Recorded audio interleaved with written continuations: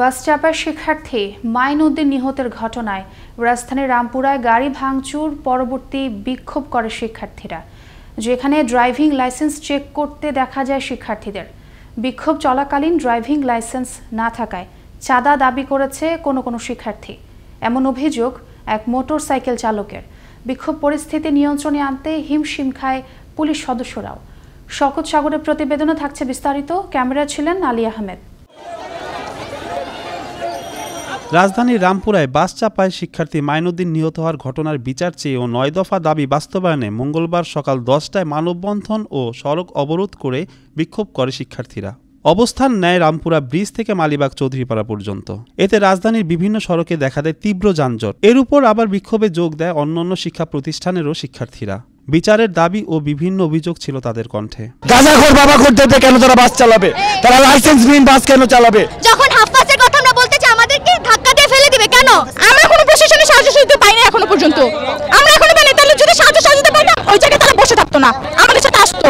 দ্রুত বিচার ট্রাইব্যুনালে শিক্ষার্থীদের সকল সড়ক হত্যার বিচার করতে হবে ও পরিবাহকে যথাযথ ক্ষতিপূরণ দিতে হবে।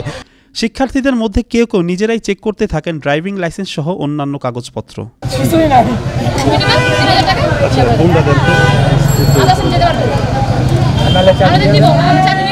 এদিকে এক মোটরসাইকেল চালক জানান, তার কাছে ড্রাইভিং লাইসেন্স না থাকায় চাঁদা দাবি করে শিক্ষার্থীদের কেউ যারা বাইক আটকেছে, তারা গাড়ি আটকেছে, আমি মামলা খেয়েছি, ঠিক আছে। স্টুডেন্ট যারা তারা অবৈধভাবে তারা দাবি করতেছে, টাকা দাবি করতেছে, ঠিক আছে। 3000 টাকা, তাদের কোনো রসিদ নাই, কিছু নাই।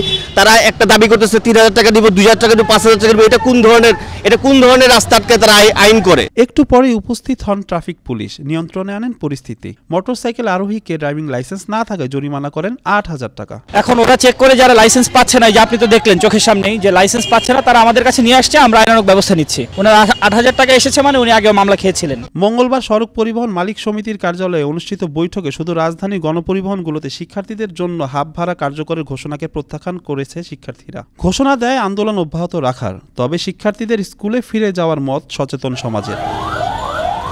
শওকত সাগর, আনন্দ টিভি, ঢাকা। রাজধানীতে গেল কয়েকদিন শিক্ষার্থীদের বিভিন্ন দাবি নিয়ে আন্দোলনকে কেন্দ্র করে একটি মহল ফায়দা লুটার চেষ্টায় আছে বলে মন্তব্য করলেন তথ্য ও সম্প্রচার মন্ত্রী ডক্টর হাসান মাহমুদ। বুধবার সচিবালয়ে তথ্য মন্ত্রণালয়ের সভাকক্ষে এক ব্রিফিংকালে তিনি এ মন্তব্য করেন। এ সময় বিষয়টি নিয়ে তদন্ত শেষে জড়িতদের বিরুদ্ধে আইনগত ব্যবস্থা নেওয়া হবে বলেও জানান তিনি। সিএএস ট্রফি ফায়ারিং প্রতিযোগিতা সেনাবাহিনীতে খুবই গুরুত্বপূর্ণ ভূমিকা বহন করে বলে জানিয়েছেন সেনাপ্রধান এসএম শফিউদ্দিন আহমেদ। বুধবার সকালে ময়মনসিংহ সেনানিবাসে chief of army staff firing প্রতিযোগিতার সমাপনী ও পুরস্কার বিতরণী অনুষ্ঠানে তিনি কথা জানান। প্রতিযোগিতায় মেজর ইউনিট থেকে 10 পদাতিক ডিভিশনের এক বীর দল চ্যাম্পিয়ন এবং 55 পদাতিক ডিভিশনের 14 ইস্ট বেঙ্গল দল রানার আপ হওয়ার গৌরব অর্জন করেন। প্রতিযোগিতা সেনাবাহিনীর ভিতরে প্রচলিত প্রতিযোগিতার ভিতরে সবচেয়ে না হলেও অন্যতম গুরুত্বপূর্ণ প্রতিযোগিতা। এই প্রতিযোগিতা আমাদের যে বেসিক সোলজারিং এর বেসিক জিনিসটাই শিখিয়ে দেয়। আপনারা জানেন, এই ফায়ারিং এর উৎকর্ষতা বৃদ্ধির লক্ষ্যে 1989 সালে সিএস ট্রফি ফায়ারিং এ প্রতিযোগিতার প্রবর্তন করা হয়। কিন্তু তখন এটা করা হতো এইভাবে যে সারা বছরের ফায়ারিং এর একটা রেকর্ড থেকেই শ্রেষ্ঠ দল কাগজপত্র দেখে নির্বাচন করা হতো। আবারও দেশের খবর। বাগেরহাটের মোংলায় পালিত হলো 71তম মোংলা বন্দর প্রতিষ্ঠা বার্ষিকী। বুধবার সকালে বন্দরের প্রশাসনিক চত্বরে কেক কাটার মধ্য দিয়ে এ প্রতিষ্ঠা বার্ষিকীর উদ্বোধন করেন নৌপরিবহন মন্ত্রণালয়ের সচিব মেজবাহ উদ্দিন চৌধুরী। এ সময় মোংলা বন্দর কর্তৃপক্ষের chairman rear admiral Mohammad Musa এবং ইনাড রেজার ইনচার্জ আইনুল কামাল সহ বন্দরের সকল কর্মকর্তা ও কর্মচারী বৃন্দ উপস্থিত ছিলেন। লক্ষ্মীপুরের রায়পুরের 7 নম্বর ভামনী ইউপি নির্বাচনে এজেন্টদের বের করে কেন্দ্রে দখল, অনিয়ম ও ভোট কারচুপির অভিযোগ এনে পুনরায় ভোট গ্রহণের দাবি জানিয়ে সংবাদ সম্মেলন করলেন স্বতন্ত্র চেয়ারম্যান প্রার্থী মঞ্জুরুল কবির। বুধবার বেলা 11টায় স্থানীয় একটি সংবাদপত্রের কার্যালয়ে অনুষ্ঠিত সংবাদ সম্মেলনে তিনি এ দাবি জানান। গেল রাতে বগুড়ার শেরপুরে সড়ক দুর্ঘটনায় মৃত্যু হল 2 কলেজ শিক্ষার্থীর। স্থানীয়রা জানান, উপজেলার মির্জাপুর এলাকায় একটি চলন্ত মোটরসাইকেলকে পেছন থেকে একটি বাস ধাক্কা দিলে সড়কের ওপর পড়ে যায় মোটরসাইকেলের 2 আরোহী। এ সময় পেছন থেকে আসা পাথর বোঝাই একটি ট্রাক তাদেরকে চাপা দিলে ঘটনাস্থলেই তাদের মৃত্যু হয়। পরে ফায়ার সার্ভিস সদস্যরা এসে ঘটনাস্থল থেকে তাদের মরদেহ উদ্ধার করে। রংপুরের স্বাধীনতার সুবর্ণ জয়ন্তীর 50 বছর পূর্তি উপলক্ষে 50 জন আনসার কর্মকর্তা, 50 জন ভিডিপি সদস্য ও সবুজের বুকে রক্ত লাল 50টি পতাকা নিয়ে মহান বিজয়ের মাস ডিসেম্বর শুরুতেই শোভাযাত্রা করেছে রংপুর রেঞ্জ ও জেলা আনসার এবং গ্রাম প্রতিরক্ষা বাহিনী। বুধবার সকালে জেলা কমান্ডেন্টের কার্যালয় থেকে 50 মিনিটের শোভাযাত্রাটি বের হয়ে শহরের প্রধান সড়ক প্রদক্ষিণ করে।